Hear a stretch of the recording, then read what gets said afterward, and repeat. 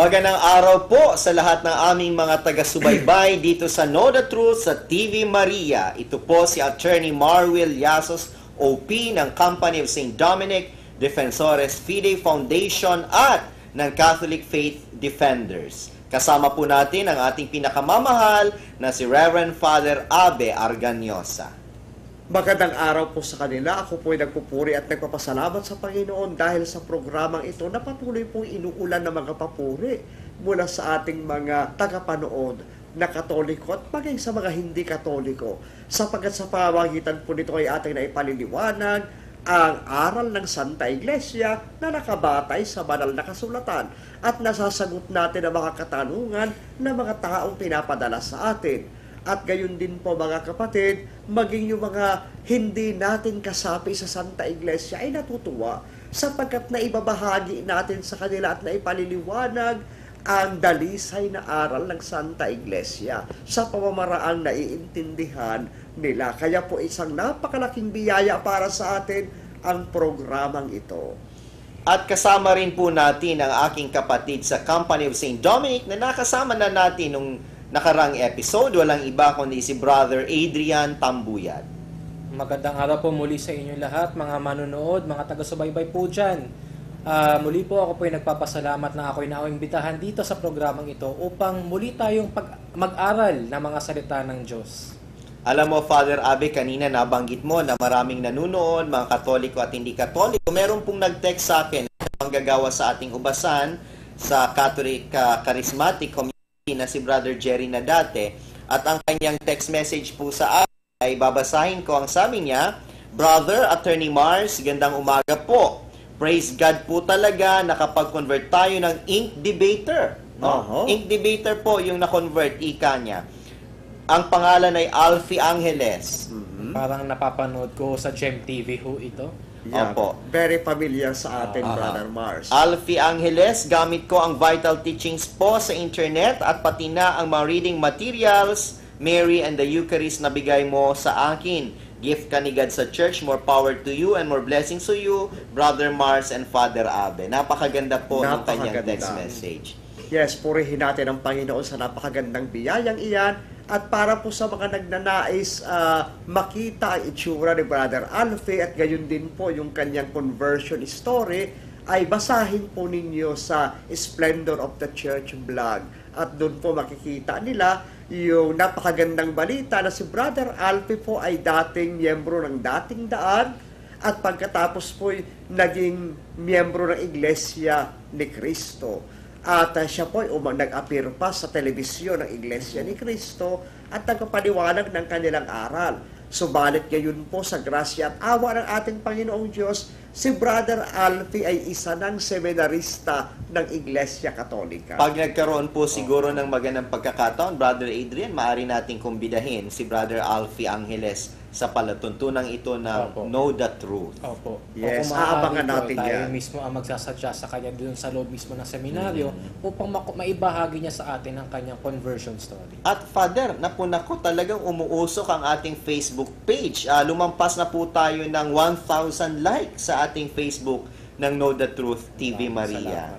Yes, at napakabilis nga po, Brother Mars, wala pang 2 linggo, ay talagang umabot na tayo sa mahigit 1,500 likes diyan sa ating Facebook. Alam niyo po ang ating layunin naman na hindi naman yung makipagtalikisan ng talino, makipagdiskusyon, kundi ang ating layunin ay maibahagi natin yung pananampalatayang Katoliko na masyadong tinatanong ng ibang sekta. Kaya nga yung ating title sa palatuntunan ito ay Know the Truth, na alamin ang katotohanan. At marami na po ang nakakaalam sa katotohanan.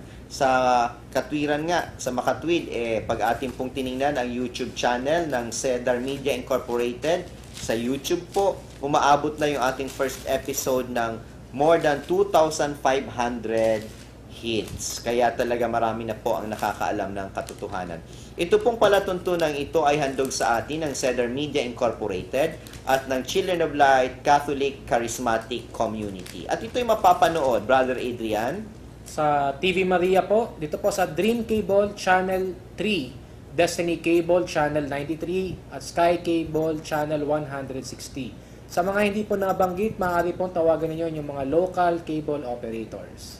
Yes, at para po naman sa mga gustong mapanood itong ating programa, ay manood po kayo sa TV Maria sa oras ng 6:30 ng umaga.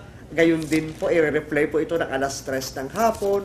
At muli po i-replay ng alas 11:30 ng gabi hanggang alas 12:30 ng madaling araw. At yan po ipalalabas from Monday to Sunday sa ating TV Maria. Walang rason para hindi sila makapanood, talaga naman. At ang ating palatuntunan po ay very interactive. Maaari po silang magpadala ng kanilang mga komento, ng mga katanungan sa telepono bilang 0929-980-1010. At ulitin po natin, 0929-980-1010 na nakikita po natin ngayon sa ating TV screen. Mamaya po, sasagutin natin ang mainit-init pang katanungan mula sa ating mga kapatid.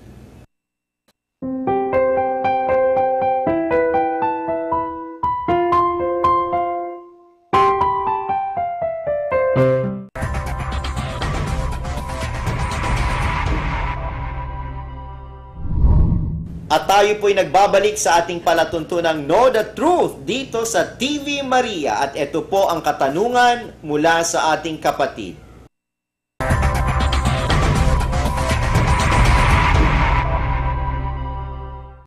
Bakit may kumpisal ang tao sa Katoliko? Kung ang halimbawa yung born again, palagay natin, bakit sa direkta lang sa Panginoon mong kumpisal o manalangin, kinakausap ang Diyos? Kahit walang sumasagot. Ayan po ang katanungan. Talaga naman, lagi pong tinatanong yan, Father Aben, no? Kung bakit kailangan pang dumaan sa mga pari ang pagkukumpisal para tayo mapatawad ng Panginoong Diyos sa ating mga pagkakasala. Lagi pong itinatanong yan ng ating mga kaibayo at maging ng mga kapwa po nating Katoliko. Ano po ang katugunan natin sa katanungang yan? Yes, at bilang isang pare, Brother Mars, ako po'y nagagalak na sagutin ang katanungang iyan. Unang-una po, tayo ay inutusan ng Diyos na magtungo sa mga pare para sa kapatawaran ng ating mga kasalanan. Diyos po mismo nag-utos. Diyos mismo ang nag-utos, kapatid na Adrian. At dito po'y napakalinaw. Walang inutos ang Diyos na dumiretso lang kayo sa akin. Opo. Sapagkat kapag sinabi mo dumiretso ka sa akin o dumiretso sa Diyos, saan ka pupunta? Sa hangin, titingala ka sa kalapaap? O kaya Sa puno. yuyuko ka? Di ba? Pupunta sa hardin at magdadasal sa may puno ng mangga. Yes. Yan pong turo na yan ng mga katunggali natin sa pananampalataya ay kabaliwan. Sapagkat hindi po yan sinusuportahan ng banal na kasulatan. Ngayon po mga kapatid, saan ba natin mababasa na kailangan ang pari para sa kapatawaran ng mga kasalanan? Ito po'y utos ng Diyos mismo. Umpisahan muna natin sa lubang tipad para magkaliwanagan tayo. Para po makita nila ay hindi lang po ito nag-umpisa sa simbahan sa Iglesia Katolika ngayong mga huling araw. Opo. Yan po'y aral na talaga ng Panginoon noon pa. Umpisa pa lamang ng Biblia, mga unang aklat pa ng Biblia. Sa Torah pa lamang ng mga Hudyo, no, kay panahon pa ni Moises, malinaw na yan. Nagtataka nga lang tayo, bakit malabo sa kanila?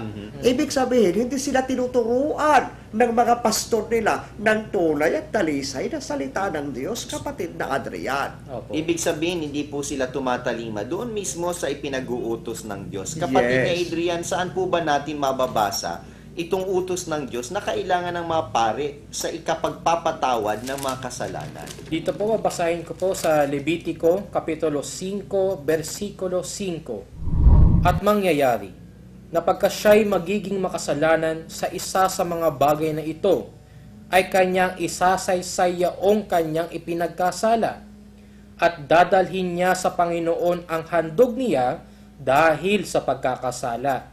Dahil sa kasalanang pinagkasalanan niya, ay isang babae na kinuha sa kawan, isang kordero o isang kambing na pinakahandog dahil sa kasalanan, at itutubo sa kanya ng saserdote tungkol sa kanyang kasalanan. Napakalinaw po sa Napakalinaw. kabatiran ng lahat yung salitang saserdote. Ang translation po nun ay pare.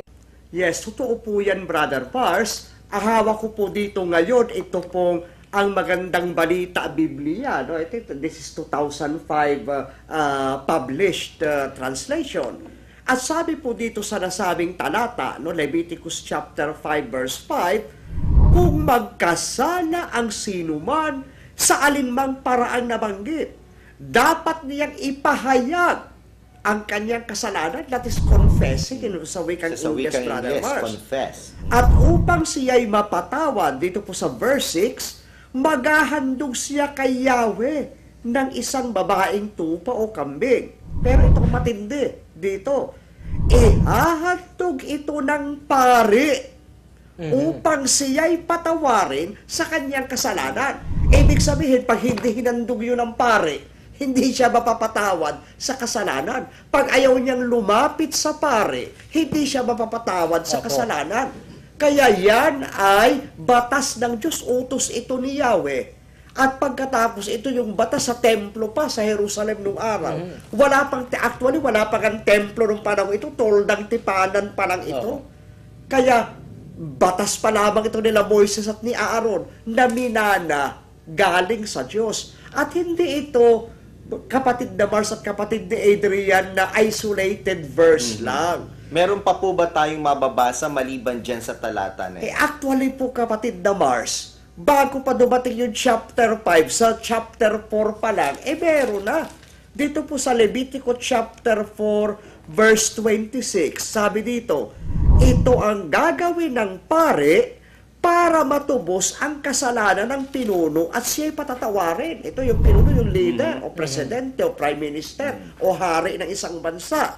Dito naman sa verse 31, ito'y susunugin ng pari bilang handog upang ang uso ito'y maging mabangong samyo kay Yahweh. Sa ganitong paraan, matutubos ang kasalanan ng taong iyon. May katubusan po pala ng May pagkakasala. katubusan. At ang kinasangkapan ng Panginoong Diyos sa lumang tipan ay ang mga pare. Kung hindi Opo. po gagampanan ng pare ang kanyang katungkulan ayon kay Yahweh, ay hindi po magkakaroon ng kapatawaran ng kasalanan. Pero maiba tayo, baka sabihin ng ating mga kaibayo, ay yung binabasa nyo naman yan, Padre Abe, Sa lumang tipan. Sa mga neutral na nanonood, baka naman meron tayong pinagbabatayan sa bagong tipan. Ano po yung ating batayan na sa bagong tipan, yung pagpapatawad ng mga kasalanan ay kinakailang ikumpisal sa mga pare.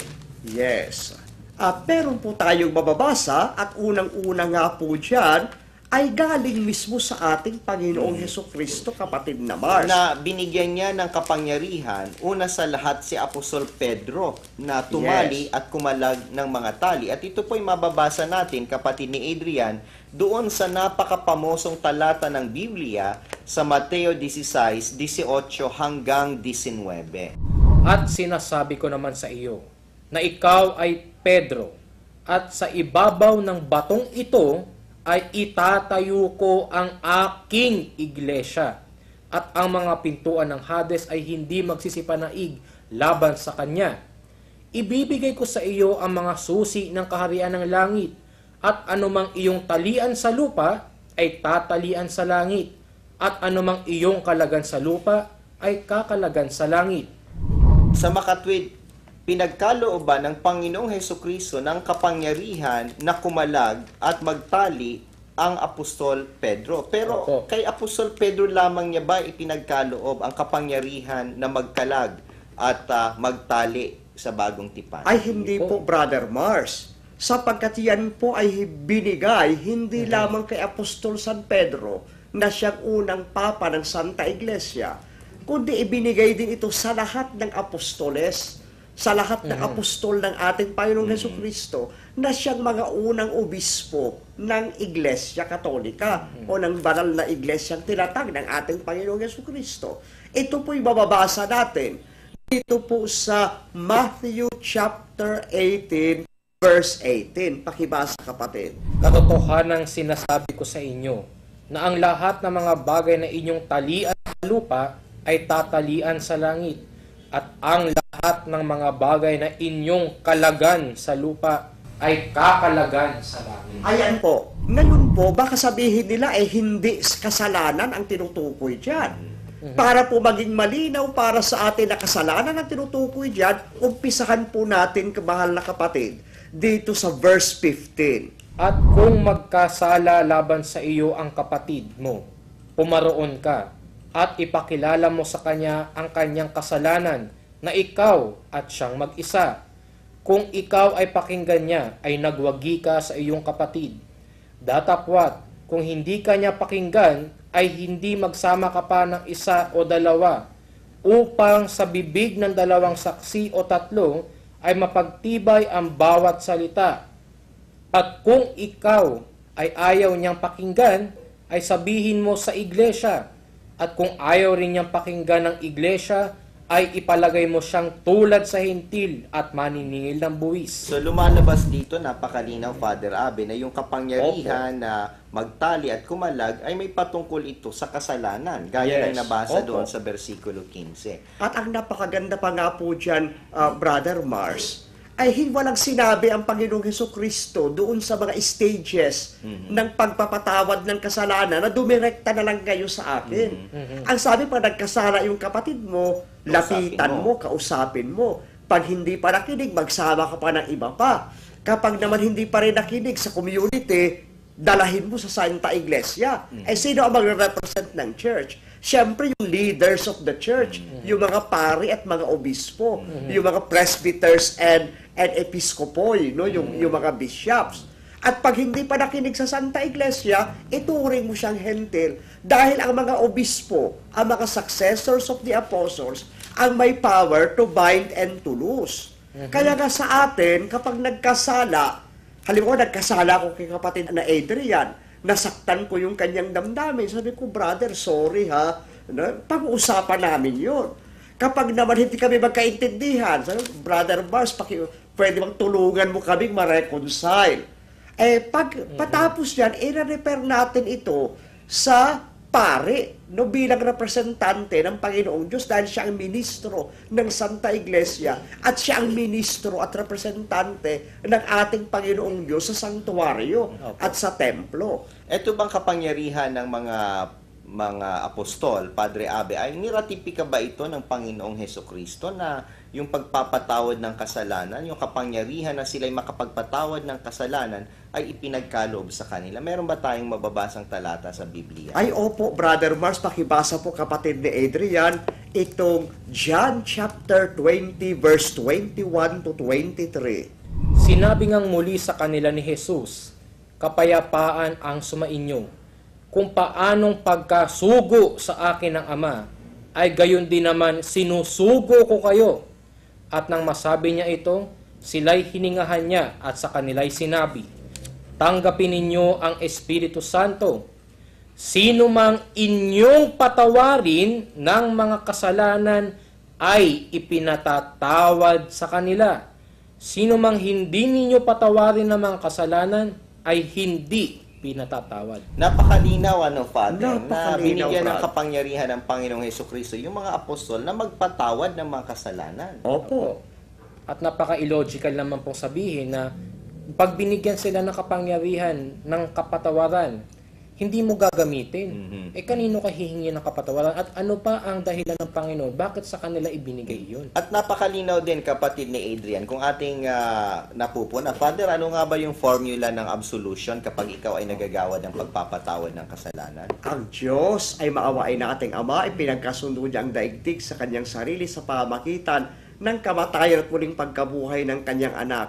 At isinugo niya ang banal na Espiritu para sa kapatawaran ng mga kasalanan sa pamagitan ng ministeryo ng simbahan na may pagkalooban kanya ng kapahingahan sa iyong mga kasalanan at pinapatawad kita sa iyong mga kasalanan sa ngalan ng Ama at ng Anak at ng Espiritu Santo. Amen. Alam mo, Father Abe, kapatid ni Adrian, yung formula of absolution na binabanggit ay absolve you from sin in the name of the Father and of the Son and of the Holy Spirit ay nasusulat doon sa binasa. Kapatid na Adrian, yung Holy Trinity ay binabanggit.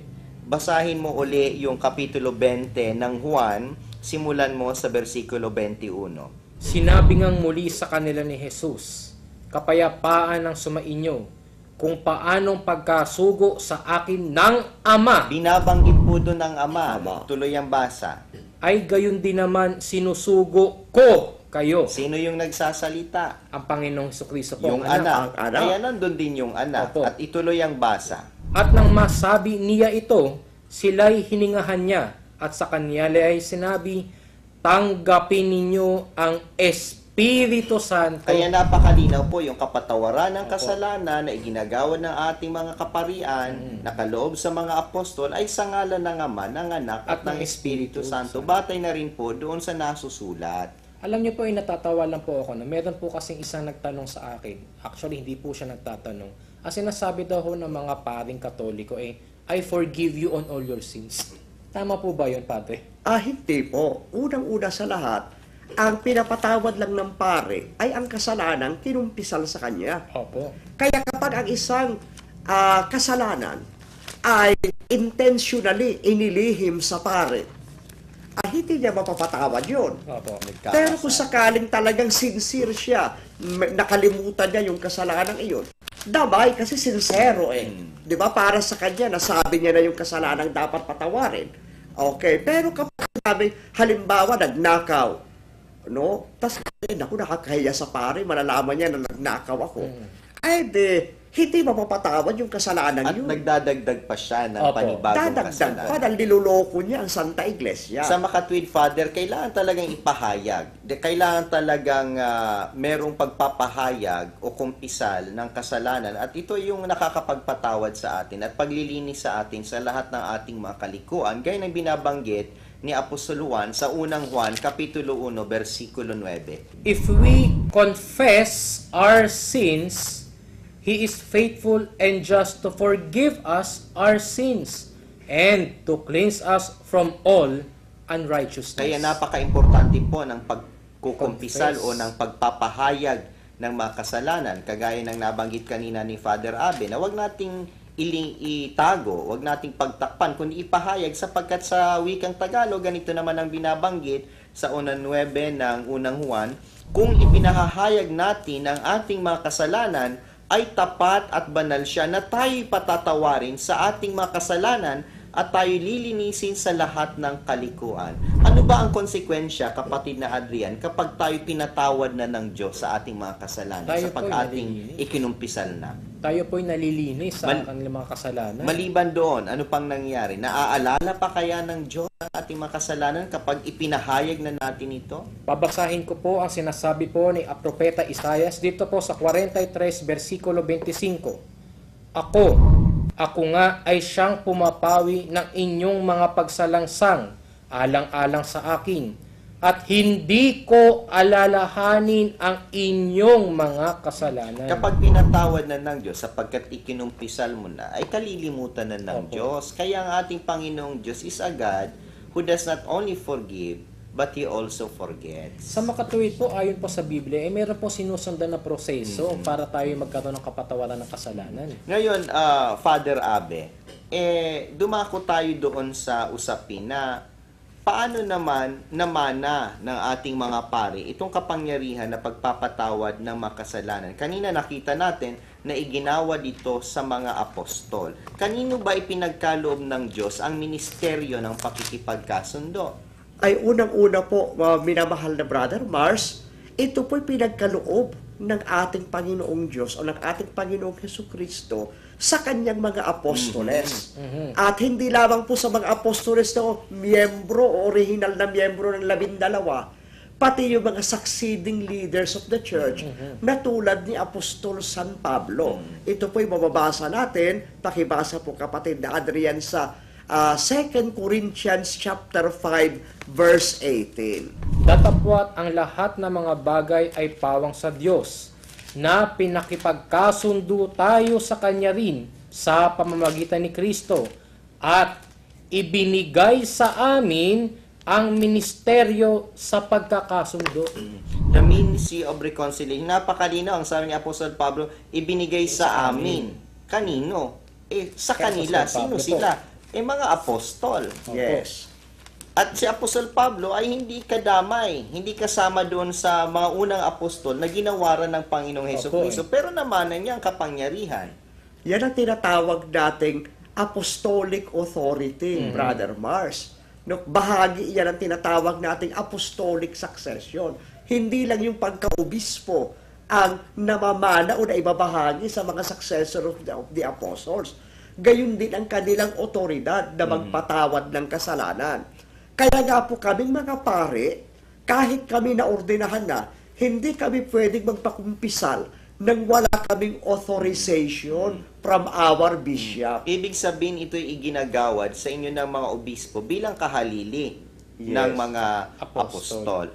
Saan naman natin, Father, makikitaan sa Biblia ng batayan na yung mga pari ang may kapangyarihan na magpatawad ng kasalanan sa ngalan ng ating Panginoong Hesukristo. Ay, ito rin po yung mababasa natin dito po sa ikalawang Korinto, chapter 2, verse 10. No? At dyan sinasabi na ang Apostol San Pablo ay nagpapatawad ng kasalanan in the person of Christ. Datapwat ang inyong pinatatawad ng anuman ay pinatatawad ko rin naman. Sapagkat ang aking ipinatawad naman, kung ako'y nagpapatawad ng anuman, ay dahil sa inyo, sa harapan ni Kristo. So, ibig sabihin talagang in the person of Christ or in persona Christi, na kung saan si Apostol Pablo ay nagpapatawad ng mga kasalanan, ano naman yung pagpapakilala ni Apostol Pablo sa kanyang sarili? Nagpapakilala po siya, mga minamahal, bilang pari. At ito po'y babasahin ko dito sa salin ng Biblia na Jerusalem Bible. Sa Roma 15:16, ganito po ang ating mababasa.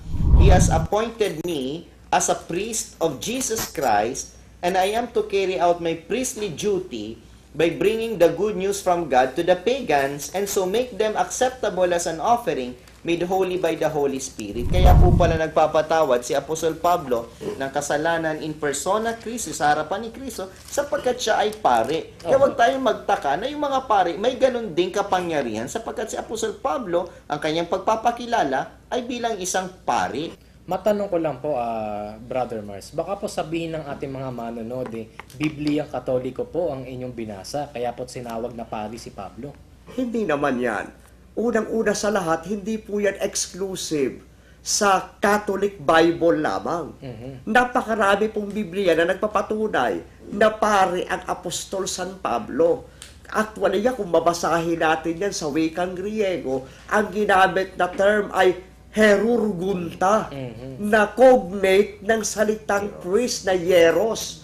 Kaya talagang nagpapatunay na pare siya. At mababasa din natin itong Brother Adrian sa contemporary English version ng Biblia. Ito po, Pakibasa po. ako po may hawak na contemporary English version.